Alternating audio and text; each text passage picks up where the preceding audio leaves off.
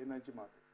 Welcome back. Join the conversations here on Business Morning via the social media community. You know our list of Twitter handles at Channels TV, at Business Morning, at Harriet Agbinyi, and at Bosun Business. Bosun is still here with me in the studio. We're going to be coming back to him to talk about the Nigeria energy market. But oil prices have continued to drop, with Brent crude slipping by 18 cents to about $63.69 a barrel in early trade today. We're going to be talking all about that in the next couple of minutes. I'm now being joined by Ada Akonubi. She's an analyst with the Economic Research Unit of Financial Derivatives Company. Good morning to you, Ada. Please talk us through the numbers that came in from your analysis of the market in the last couple of hours. We see oil prices continue to fluctuate. Has there been any changes to the figures that you sent in earlier on today? Are oil prices still down 4.70% week on week? Yes, in fact, oil prices are increasing. Although the previous week there has been tropical storm in the USA, so this tropical storm in the USA, this affected output in that region. However, there's still an oversupply from other top exporters such as Saudi Arabia and Russia. So this is balancing out the oil. This is balancing out the oil prices. So are you also looking at the Middle East tensions which have actually come up, plus the fact that there's a weaker US dollar? Saudi Arabia is not willing to reduce its production. However, it is still increasing its oil production. And the weaker US dollar is as a result of anticipated increase in interest rates, but the decision to increase interest rate has been terminated, so the dollar is still the same. So do you expect to see oil prices to remain bearish? Yes, in future, oil prices should definitely decrease due to supply glut in the economy. Let's talk about the soft commodities now. We're not seeing largely unchanged numbers from what we saw on Tuesday. Now, I remember that we still had this conversation, and I asked you, sugar, which is a main component for FMCGs, is on the decline. Well, how does this begin to affect their production? Sugar, there's an oversupply of sugar currently. India is supplying a lot of sugar. However, the demand for sugar from top buyers and not up to the supply from India. And why is that?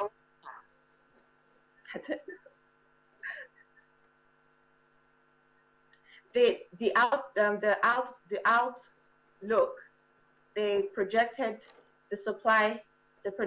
more as to what they're having currently.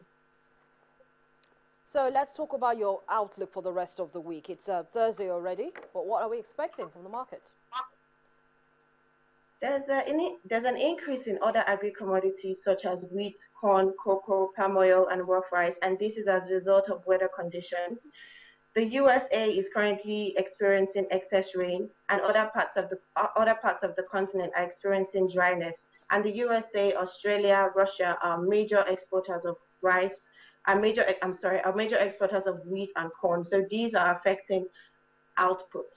And cocoa, West Africa is the top exporter of cocoa, and countries like Ghana and Nigeria are experiencing weather conditions. However, in future, this will decrease as soon as Ivory Coast commences its harvest season. Well, thank you so much, Ada, for joining us on the program today and giving us the updates on the markets. Of course, the slides we have from the previous trade. But thank you so much for the updates. We're still talking commodities, and we turn our focus to the Nigerian energy market, and Bosun is still here with me to talk about the latest developments. Bosun, interesting times. Let's start with the latest story from yesterday. Nigeria to get a boost with regards to its nuclear power generation. That is a very big story, and you just need to keep your eyes on this. Now you listen. Now we're trying to grappling with the energy sector crisis, whether it's with tariff, lack of gas supply, those who are owing the banks, the DISCOs, and the GENCOs, and everyone else in between. And, of course, a little bit of issues there with the industry regulator, the NERC, to sort out the issue of tariff that would accommodate both the producers and the consumers. But the big story for the week is, for the first time in many years, the officials of the International Atomic Energy Agency, that's the global watchdog for atomic and nuclear energy program, currently in Nigeria to access our level of plans to begin nuclear production. Currently in Africa, South Africa is #1 when it comes to nuclear energy. And a few African countries in the northern part of the continent are planning to have their own nuclear power plants. But where we are right now is what you see on the screen, where there are 2 nuclear plants being planned now by the National Atomic Agency of Nigeria, and this will be situated in Kogi State and one in Akwa Ibom State, according to media reports.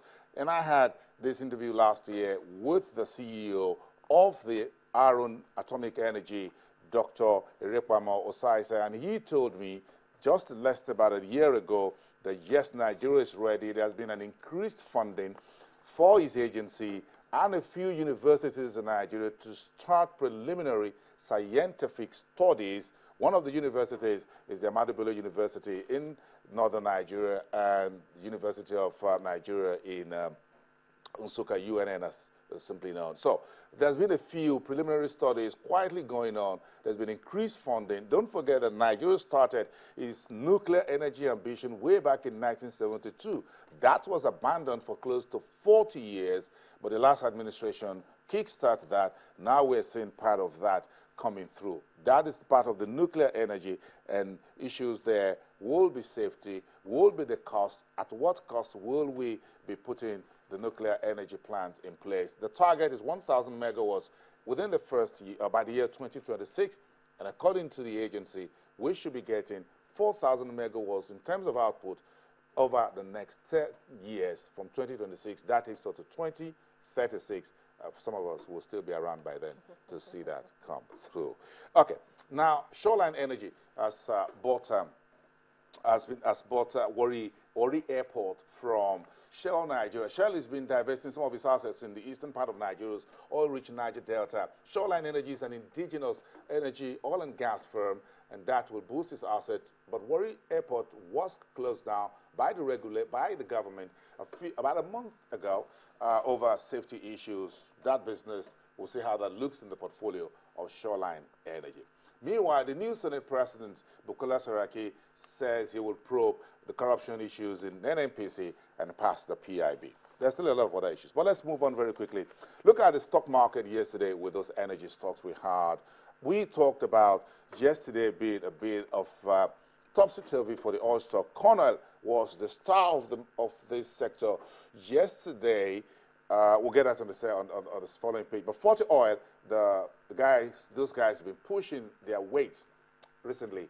179, 988 at the end of the market. Volume was just less than 100,000. The biggest volume mover yesterday was Oando, 3.141 million shares, but Oando suffered 2.17% decline in its closing price. MRS was flat, as well as Mobil and Total. But if you look at the last two companies, we had just about 7 of them on our market. Seplat was flat also at 330 per share, very small volume, and Cornell pulled just 2.52%. That was not enough to drag the sector into positive territory at 40.95. That's Cornell, one of our own indigenous oil firms. If you look at the oil and gas index, and that came during the breaker earlier on, you see the oil and gas index. What you had was the sector year-to-date trading at about PE, that's price to earnings, about 4, as against 10 price to earnings ratio for the broader market. So year-to-date, the oil and gas index on our market has underperformed the entire market. Thank you guys for bringing that. For the companies, if you put the entire cash dividend being paid by the companies in our oil and gas sector, that's a minus 3.2% in terms of dividend yield for what they reported in 2014. Price to earnings ratio, now that correction for me, 8.4 against 10.0 for the broader market. Year to date, that index had been worse than the rest of the market. Year to date, the stock market index is about 3.4% negative. The oil and gas has suffered almost 9%. You can see that in number 2. The first headline, one-day decline, 0.73%. That's a snapshot. And that we sourced from United Capital.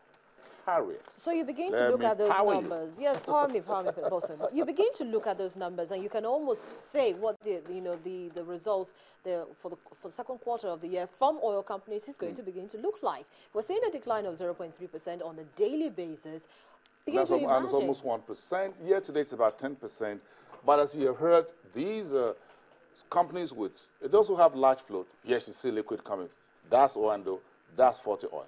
That's local because the majority of those shares are in the hands of Nigerians, whether they're institutional investors or retail investors. But for Mobil and Total that are largely foreign, Total Fina Elf from France, and Mobil largely owned by the U.S. Mobil, you don't see such huge float.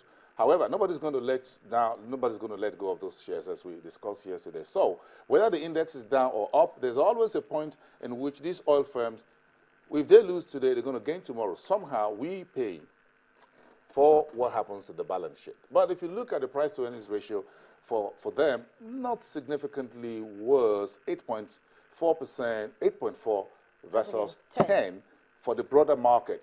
That tells you that even though the index year to date looks a lot more negative than the broader market, but from price to earnings ratio, in terms of their earnings relative to the price, the listed price of these 7 energy stocks on our market, relative to that, that gives you 8.4. That tells you that your rate of return, if you look at their earnings and the price at which they are currently trading, that is good for you.